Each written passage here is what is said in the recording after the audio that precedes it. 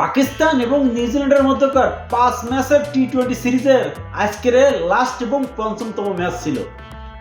ইতিমধ্যে কিন্তু নিউজিল্যান্ড 2-1 কিন্তু এগিয়ে ছিল। প্রথম ম্যাচটা কিন্তু বৃষ্টিতে ভেসে যায়, কিন্তু পরের 3 ম্যাচের ভিতরে নিউজিল্যান্ড কিন্তু 2 ম্যাচ জিতে এগিয়ে থাকে। আজকের ম্যাচ জিতলে হয়তো সিরিজ জয়টা নিশ্চিত হতো নিউজিল্যান্ডের, কিন্তু ঘরের মাঠে পাকিস্তান যদি নিউজিল্যান্ডের কাছে 3-1 হেরে যেত, হয়তো এর থেকে লজ্জাজনক বিষয় আর কিছুই ছিল না।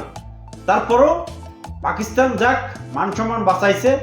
শেষ পর্যন্ত শ্বাসরুদ্ধকর ম্যাচে শাহিন আফ্রিদির 4 উইকেট নেওয়াতে মনে করেন যে পাকিস্তানের মান সম্মান রক্ষা হয়েছে। শেষ পর্যন্ত 9 রানে জয় পাইছে পাকিস্তান। সেই সাথে 5 ম্যাচের টি-20 সিরিজ নিউজিল্যান্ডের সাথে 2-2 ড্র করলো পাকিস্তান। পাকিস্তানের পক্ষে শাহিন আফ্রিদি আজকের ম্যাচের সেরা প্লেয়ার। 30 রানে নিচ্ছে 4 উইকেট এবং সেই সাথে সে 8 উইকেট নিয়ে কিন্তু ম্যান অফ দ্য সিরিজও শাহিন আফ্রিদি। নিউজিল্যান্ড যে টিমটা আসছে, এই টিমের সাথে যদি আজকে এত মনে করেন পাকিস্তান কপাল জোর জিতে গেছে, কপাল ভালো বলে জিতে গেছে পাকিস্তান। একটা সময় মনে হচ্ছিল নিউজিল্যান্ড কিন্তু অনায়াসে কিন্তু জিতে যাবে ম্যাচটা। পাকিস্তান প্রথমে ব্যাট করে 179 রানের টার্গেট দেয় নিউজিল্যান্ডকে, কিন্তু নিউজিল্যান্ড 10 ওভারে কিন্তু 97 রান তুলে ফেলে। সেই সময় কিন্তু মনে হচ্ছিল নিউজিল্যান্ড কিন্তু অনায়াসে ম্যাচটা জিতে সিরিজটা জিতে নেবে, কিন্তু না। শাহিন আফ্রিদি এবং উসান আবি এই দুজনে মিলে পাকিস্তানে কিন্তু স্ট্রংলি ব্যাক করাইছে। তারা দুজনে টপ উইকেট নেওয়াতে নিউজিল্যান্ড কিন্তু তাসির করার মতো ভেঙে পড়ে, যার কারণে কিন্তু নিউজিল্যান্ড খেলায় দাঁড়াতে পারেনি। তারপরেও কিন্তু যদি লাস্টে ক্লার্কসন যদি স্ট্রাইকে পাইতো, তাহলেই পাকিস্তানের হার নিশ্চিত ছিল। অন্যদিকে সবাই আউট হয়ে গেছে, কিন্তু ক্লার্কসন 38 রান কিন্তু ক্রিজে অপরাজিত রয়েছে, তাকে আউট করতে পারেনি পাকিস্তান।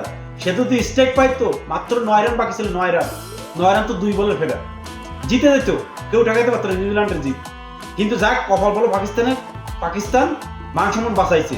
নিউজিল্যান্ডের যে টিমটা আইছে পাকিস্তানে, এই টিমটা মনে করি স্কুল টিম বললে কিন্তু ভুল হবে না, কারণ এইখানে কোনো নামি দামি বলার নেই, নামি দামি প্লেয়ার নেই। তাদের যেগুলো নামি দামি প্লেয়ার যারা টি-20 খেলে, তার ভিতরে একমাত্র মার্ক চ্যাম্পিয়ন, তাছাড়া কেউ নাই। আর বাকি যেগুলো আছে সেগুলো সবাই এখন আইপিএল খেলতেছে। বিশ্বের যত বড় বড় প্লেয়ার আছে সবাই কিন্তু আইপিএল নিয়ে ব্যস্ত আছে। তা নিউজিল্যান্ডের যে টিমটা আইছে আর পাকিস্তানের কিন্তু পূর্ণ শক্তির দল নিয়েও কিন্তু পাকিস্তান হিমশিম খেয়ে গেছে ড্র করতে, যে হিমশিম। আরো গড়ের মাঠের খেলা, গড়ের মাঠে সব দলের পাওয়ার থাকে অন্যরকম, কিন্তু পাকিস্তান যে খেলাটা দেখাইছে পাকিস্তান, তা মনে করেন দর্শকদের মন ভেঙে যাচ্ছে। পাকিস্তান হাজারো কোটি কোটি দর্শকদের মন ভেঙে দিচ্ছে, কারণ তাদের কাছ থেকে দর্শকরা এমন পারফরমেন্স আশা করেনি। দর্শক যারা আছে এরা সবাই চাইছিল হয়তো পাকিস্তান 5-0 নিউজিল্যান্ড যে টিমটা আসছে অনায়াসে কিন্তু তাদের হোয়াইট ওয়াশ করবে বা 4-1 সিরিজ জিতবে, এরকমই সবাই আশা করছিল। কিন্তু হলো তার উল্টোটা একদম।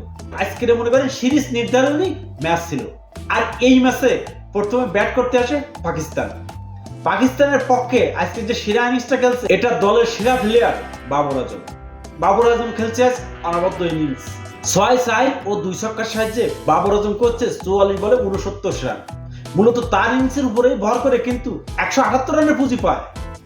রানটা আরো বেশি হওয়ার কথা ছিল। পাকিস্তানের মাত্র 5 উইকেট পড়েছে, কিন্তু শেষের দিকে পাকিস্তানের যে হার্ড হিটার গুলো আছে না, কেউ রান উঠাতে পারেনি। তারা সবাই রান উঠাতে ব্যর্থ হয়েছে। তার মানে রান 200-র উপরে যাওয়ার কথা ছিল। যেভাবে রান ছিল, 14 ওভারের রান ছিল 124 রান। এই রান থেকে মনে করেন উইকেট 8 ধরা রয়েছে, সেইখান থেকে রান 200-র উপরে যাওয়ার কথা ছিল, কিন্তু তার হয়নি। ব্যর্থ পাকিস্তানের হার্ড হিটার ব্যাটসম্যানরা। ফখর জামান করে 33 বলে 43 রান।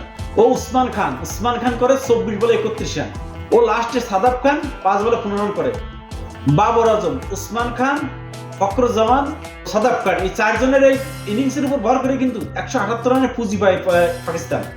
179 রান টার্গেটে ব্যাট করতে নেমে জয়টা মনে হচ্ছিল নিউজিল্যান্ডের শুধু সময়ের ব্যাপার। 5 রানের মাথায় কিন্তু 1 উইকেট হারায় নিউজিল্যান্ড। টম বান্ডেলের উইকেট হারালো কিন্তু চাপে পড়তে দেয়নি নিউজিল্যান্ডকে টিম শাফার্ড ও ব্র্যাকওয়েল। এই দুইজনে মিলে পরে কিন্তু এক অনবদ্য জুটি।